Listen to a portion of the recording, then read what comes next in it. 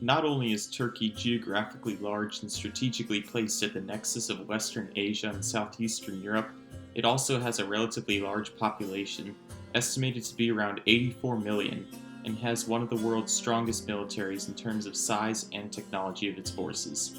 Since 1987, Turkey has remained a candidate for EU membership.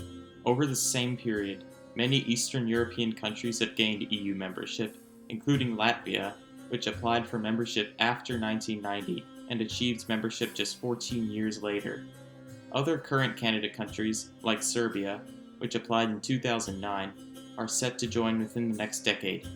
So why is Turkey's application stalling? Why can Turkey not join the EU?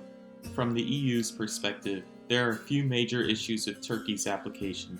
One of the biggest has to do with its size. With an estimated population exceeding 84 million, it would become the EU's largest member, eking past Germany by 250,000 people through recent growth. The population difference between the two will only expand over time, due to Turkey's annual population growth rate of 1.5% compared with Germany's less than replacement growth of 0.3%.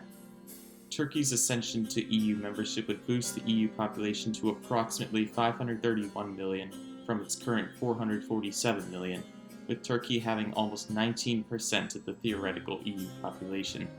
This would create a major imbalance in power, in which the newest member would automatically have the most seats in parliament, tied with Germany. The other major issue with having such a large country inside the EU comes with the freedom of movement policy, which permits EU citizens to move to any other member country. Turkey's inclusion in this regime would create other problems. Whereas the EU average GDP per capita adjusted for purchasing power products stands at around 44,500 US dollars, the comparative figure for Turkey is around $29,300. This would create the likelihood for considerably poorer Turkish citizens seeking the more prosperous environments of their new EU fellow members, especially France, Germany, and other more developed members. Much of the EU is still dealing to a degree with the refugee crisis arising out of the civil war in Syria. Turkey's admission to the EU could make things even more complicated given Turkey's long border with Syria. Another problem somewhat related to this one is that Turkey is plagued by terrorist attacks. Though other European countries suffer such attacks as well, Turkey is the most affected, due to its location near terrorist headquarters in the Middle East and its large population. Many fear Turkey's admission to the EU would give terrorists an easier path to attack other major European cities.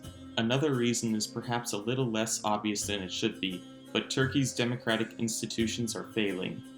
Though Turkey has always been less democratic than its European counterparts, in recent years Turkey has become an autocratic state. The current president, Recep Tayyip Erdogan, is the leader of the country's Justice and Development Party, which in its modern form is based mainly on Islamic fundamentalism. Erdogan has been in charge of the government since 2003, being the prime minister until 2014, when he assumed the presidency. Despite being a parliamentary republic, Erdogan's tenure as president and prime minister has given him considerable influence over the government.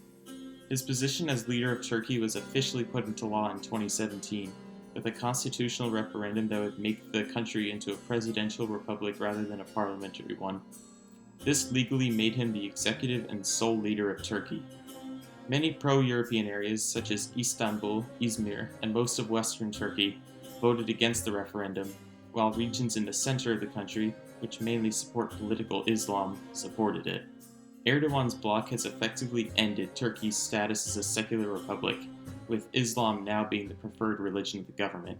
Many in Europe have seen Turkey's democratic backsliding, and in a 2018 statement from the European Union's General Affairs Council, they concluded that Turkey has been moving further away from the European Union. With journalists being arrested for conflicting views with Erdogan, and violence being used to suppress opposition, it is not hard to understand the EU's concern with Turkey's membership. There are other issues with Turkish accession into the EU as well, most notably their ongoing disputes with Greece and their lack of recognition of Cyprus, another EU member. Aside from these two nations most likely vetoing a Turkish succession, France, a strong ally of Armenia, could potentially block membership due to their stance on recognizing the Armenian genocide.